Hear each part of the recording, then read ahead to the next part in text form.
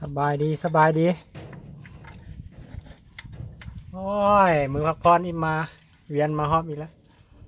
ฮอดอีกแล้วพี่น้องเอ้ยตามมาคุ้งอีกแล้วบ้านี้อาหารลักของพวกเขานี่แม่ครัวคนเก่าคนเดิมเสียดาย มันยังไง น้ำปลามันยังจี๊ดหนึ่งเสียดายไม่มีกระปูนา นี่มื้อนี้มีกระปูด้วยพี่น้องแกมือนั่นมาบ่มีกระปูมื้อนี้เกี่ยมพร้อมแน่กระปูเบิ่งนี่ไล่จับเอาแถวท้องให้ท้องนานี่ล่ะพี่น้องเอ้ยเอ้ยท้องให้ท้องนาแหละ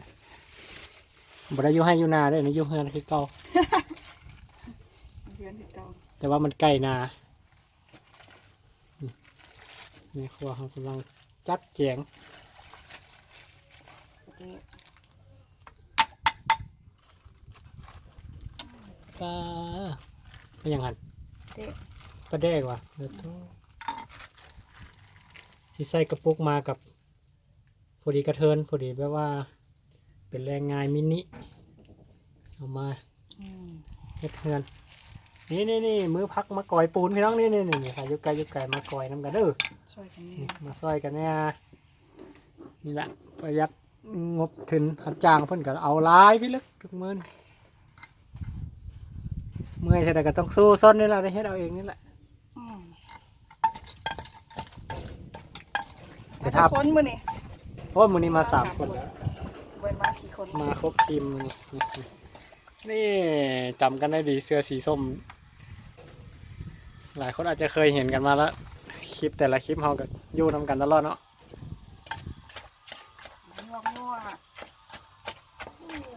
งัวแจกคนละนะ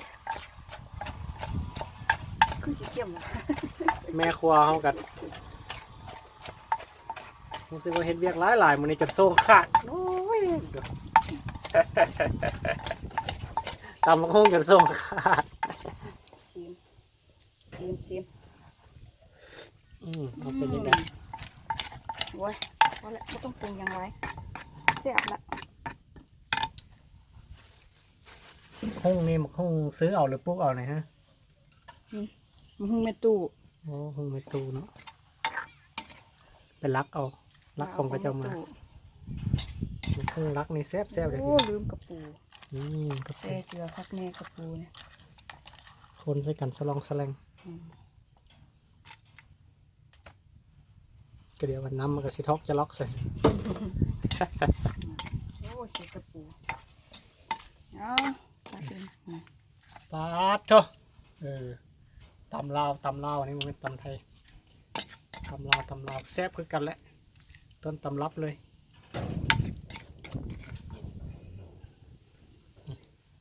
โอ้ยคัก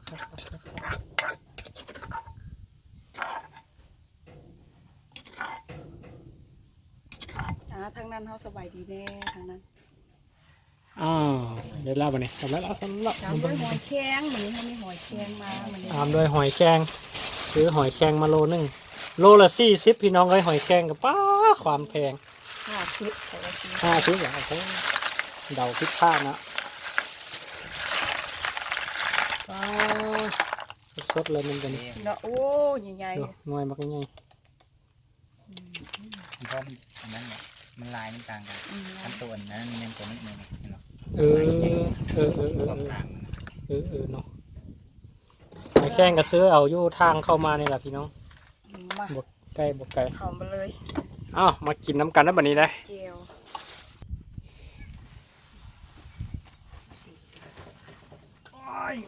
ฮ้อนหลายมาเด้อมากินน้ำกันเด้อโอ้ยอาหารบ้านนาเขาเอาน้ำให้ล้างมือเลย เลยนี่ใส่ไปได้ เนาะมีกระซานล้างมาบ่ ยังนะครับ อันนี้ก็จะมีข้าวเจ้าแล้วค่ะ ไม่เข้าเล็บเลย ใครได้เขาตัดเล็บ ลินคอมกับ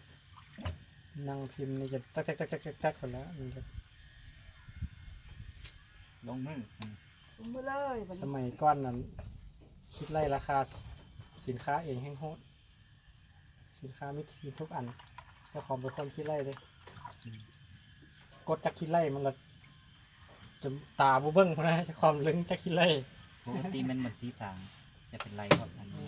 แต่ตลาดพอนั้นเลยผมไม่เลย อืม ไล่อันราคาให้มันราคาที่จะวางให้เขาขายคือขายเท่าไหร่ครับ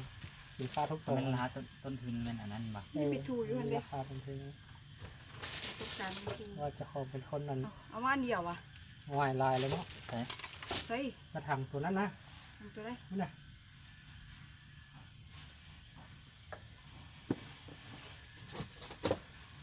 น้าวก็ลดอีกเนาะ การเราแล้ว มือก็ได้ มีอะไรได้ เอาไฟมือแล้วเอาข้อนี้ วางไว้ อ่ะ มันเขาลวกไว้โดนมันก็กินแล้วแป้งเนาะหอยแครงพี่น้องหอยแครง โอ้กระปู อืมอืม ตัวใหญ่สักแต่ อืม อืม เอาอันนี้ ตั้งให้กันแล้ว อืมลองตัวใหญ่ๆมึงดูโอ้โห นี่ตัวใหญ่วะเนี่ย ก่อนคุณพุทธกินไปก่อน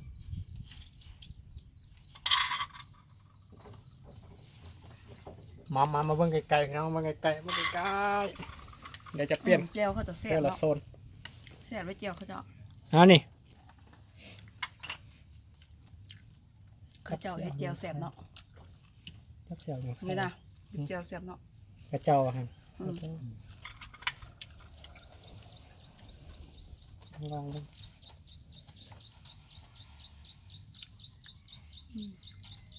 หมักมะละคอยกระซิบมีไผ่แนมแล้วเนาะมันเนี้ย โอ้ยกับกระปู ดีอย่างว่ามา มี ละ หอยแครงมาแล้วมันกัดต้มอัพแล้วมาแล้ว จังสี่ซะยุบจักบาทมึงดู ขมสะใจครับ มีกระปูมี พี่น้อง คำใหญ่ๆมึงดูนะ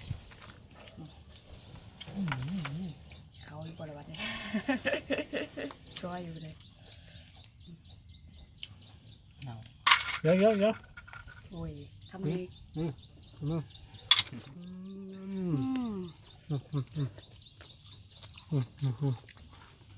เราเรียนงานเรากินให้เบิ่งก่อนนะ ทำใหญ่พอดี เนาะ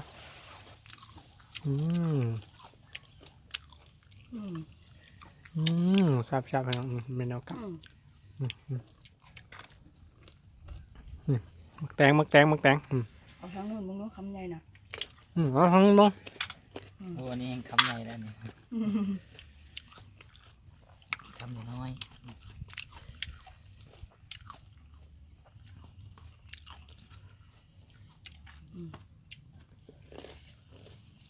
แกงอะไรหอยแครงน่ะ นี่บวคำใหญ่ เอาลองตึงไว้ก่อนนะเป็นอะไรกินยำเห็นเรียงอันฮ้อนเมื่อยเนี่ยโอ้ยแซ่บดีพี่น้องอ๋อโถสุดยอดเลย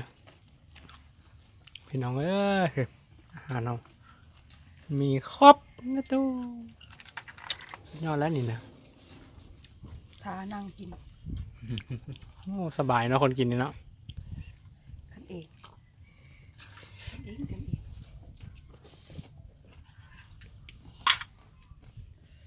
อืม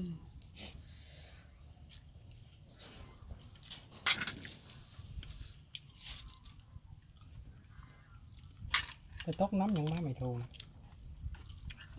แซ่ปะแซ่น่ากิน ว่าละแซ่บปะ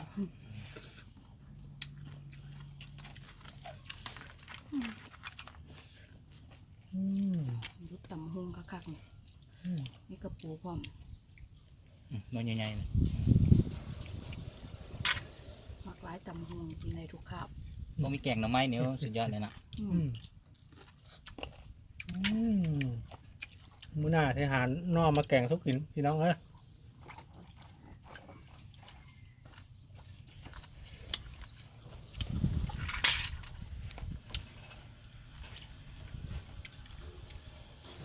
อันนี้นอนปะไหมครับ ปูหาจับเอาแถวนี้แหละพอได้เป็นห้างยาเฮ้ยกระปู ข้าวสวยก็ได้กินประมาณ3 โมง เขาเศร้ากิน10 โมงเขาสวยกิน3 โมง เป็นธรรมเนียมเนาะ โอ้มีกระปูน้อยครับ ลองมั้ยปูข้างนั้น อืม ดำตะกร้ามนึงนะข้างนั้นเดี๋ยวจังหน่อยให้ทีมงานเขายำกามกระปูให้ฟังพี่น้องเจ็ดรอ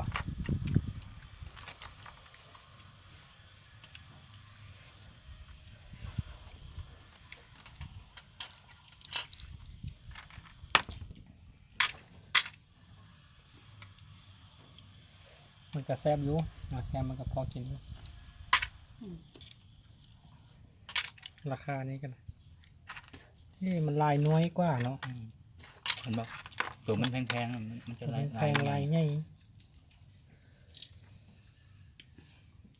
เฉพาะเขาจะขายแพง ของความแตกต่างของมัน อืม แล้วมันก็แซ่บ มีแกงไงเนาะ แต่มันก็คล้ายๆกันเนาะนี่ก็บได้มีหยังแตกต่างกันอะไรหอยแครงมันก็คือหอยแครงแล้ววะ บอกแต่เนื้อแต่นั้นมันต่างกัน เนื้อหั่นกว่าเนื้อแบบ แต่นั้นตึง แดงกว่าเนาะอันนี้มันคือเขาเหลืองๆใช่ปะ เขาลวกซุกข้าพเจ้าล่วงนิ้ว2-3 วินะพี่น้องโอ้ยกำหอยแครงตำหุ้งหอยแครง ถูกใจ คนมากอันกระปูนี่ดอกคนนี้นะนี่นั่นนะ บ้านยำกระปู ปูนานี่นะ เมืองสาวนากินกระปูหน้ายุทธงให้ท่องหน้าโอ้แล้วก็ซื้อได้นอนหน้า มาด้วยนอนนา ใช้กล้ามมันคือบุเห็น อืม ลองมาก่อนหน้ากล้ามมันเริ่มลองมั้งรสชาติเป็นยังไงเนาะ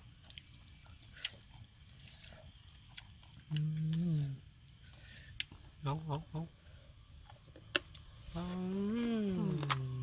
ครับ เอาตอนนั้นยังเป็นกินอยู่ตอนนั้นเนี่ยคือบอกให้เบิด มีแข็งเจ้า โอ้ สิปักคอตาย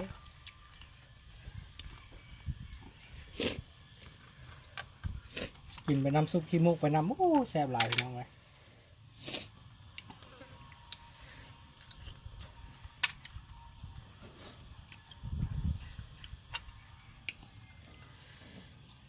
ตัดรูปบอก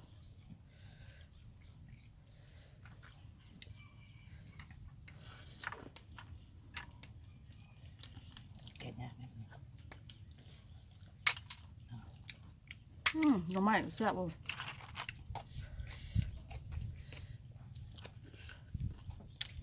มันจะเป็นอันกินหน่อไม้เผาอัน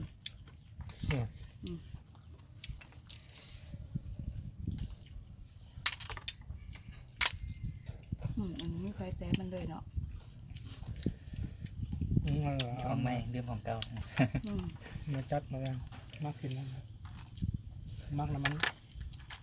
คมแล้ว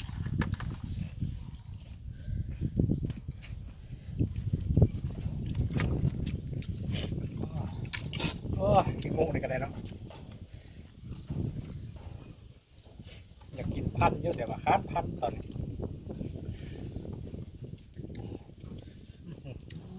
โอ้เผ็ดจำมูกที่ไร คนมักหอยแครงแต่ว่าคาดพัน คนมักหอย อร่อย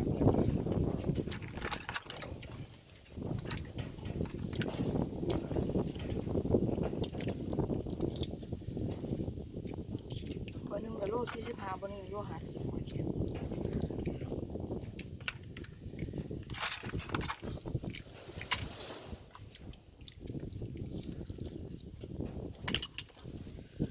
น่าเขาโพดขายฮะ แต่ตัวนี้แหละ โฮมนี่ดูดีแย่ ตัว นี่ นี้ มันนี่แหละ ต้นไม้น้อยกันเนี่ยมันกันเนี่ย สร้าง2 โลละครับ2 ปี อืม 2 โลไป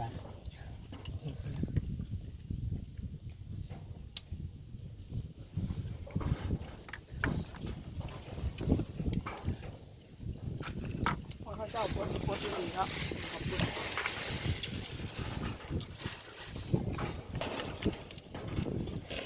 กินแล้วพุ่งขาย แต่ก็ยังหมักเลยอยู่กับปุ่นไป แล้วต้องการ เอาไปวัดแป้งนี่เลยต่ำนี่เลย ขั้นเขามันก็บดขั้นแป้งมันก็บดดำ แล้วเอาเข้าครับ มันจะเอามานวด มาแล้ว นวดๆแล้วก็มาบีบลงน้ำร้อน เคยเป็นเดือนเจ้าเคยจ้ะ แต่มันได้มัก อืม มักไว้ขึ้น อันนี้แม่เฮ็ดแต่กินอ๋อไม่ใช่ได้กิน แต่ขายดีนะ อืม เอาปุ้นเบี้ยขายให้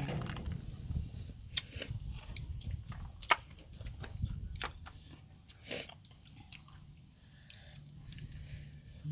มหอยไปน้อง ชมรมคนมักหอย กำลังมาหอยมาเจอหอยอืม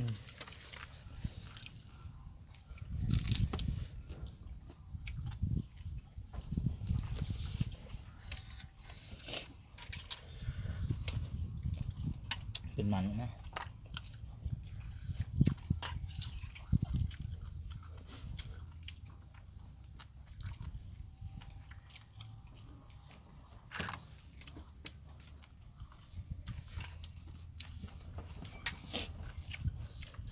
โอ้คันหน้าคันตานะผมเนี่ยตัดผมสั้นเขาเลยเย็นสะบ่อยพอบวกคักนึงเวลาหวีผมสั้นแต่งทรงเนี่ยผมยาวผมหวีผมมาคักแล้วบีบทั้งนั้นมันก็จึ๊บ ตะกี้เขามักตัดสกินเฮดนะตัวหัวล้นๆบางทีน้องปัง สั้นหัวร้อนเท่าเดียวทางหัวหน้าทางหมู่ผู้บัดของการไปก็ว่าโอ้ยบุคือ เห็นหน้าไปก็ว่าบุคือจนลบหน้าหมู่ยมเป็นเดือน2 เดือนก็สิยาว คือเป็นยังคือตามล่ะ พอดีแล้วสงกรานต์ เดี๋ยวเป็นยังคือ สร้างเมาสร้างยังกี่เบียร์ตึ้มๆเนี่ยแล้วก็มื่ออื่นไปเวียกครับผมสองหูจักกันเนี่ยกับสร้างนะ ตัด ถามแล้วเจ้าไหวไว้ว่าแล้วเอาตรงเดิมมาฮีดบ้านนึงแล้วมันสั้นเลยแบบนี้อ่ะถ้าบดตัดสั้นเพียงกันมากันแล้วเราฮีดผมมาฮีดกระดานหัวก่อนบ่ให้ใจให้เลยบวยเรา สกินเฮดนะ ไปมาเดินร้อนบัดเลยหน้าก็โอ้ยสุดตัดตรงนี้จะได้หรอบุคือมาเอาละ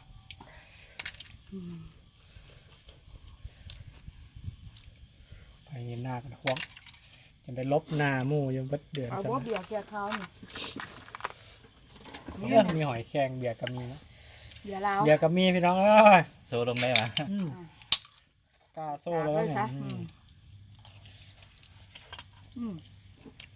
โอ้ยนอนรับปัน ก็เย็นแล้วอ่ะ เดินบันไดเดินก้น มาเริ่มคือแบบ อย่าปังกินง่าย อยู่ลาวนี่มันอันนั้นบ่ได้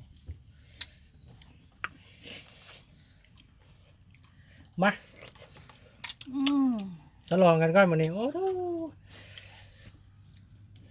แกเมื่อย ลองเทปปูน เดี๋ยวบางเทื่อมีโตขึ้นมา แซ่บบัดป่องนี่ตอนแรกยังมีต่อได้พี่น้องเด้อ โอ้ต่ำหูกับพิษพี่โล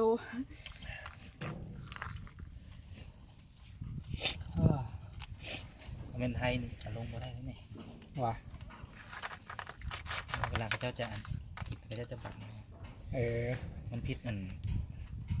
ระบบคอมพิวเตอร์ โอ้ยนึกละไทยเบิ้ง ลาวคือกัน การเมือง จะคุมบ่ได้ โอ้เดี๋ยวนี้เขาติดซิ่งกินเดี๋ยวนี้นะ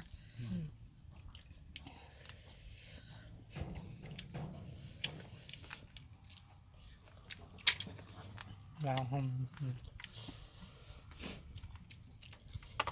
อะไรจะมาจับกับโอ้ยก่อยปูนใส่ได้ไหมหรอ อา อะไร ยุการ18ละ กาย18นะ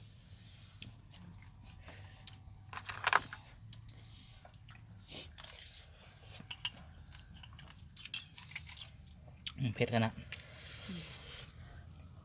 ของบุฟเฟ่ต์ดักมันดัก ทั้งแซ่บทั้งเผ็ด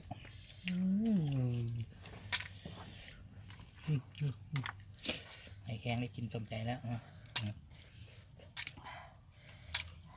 บอกแซ่บแล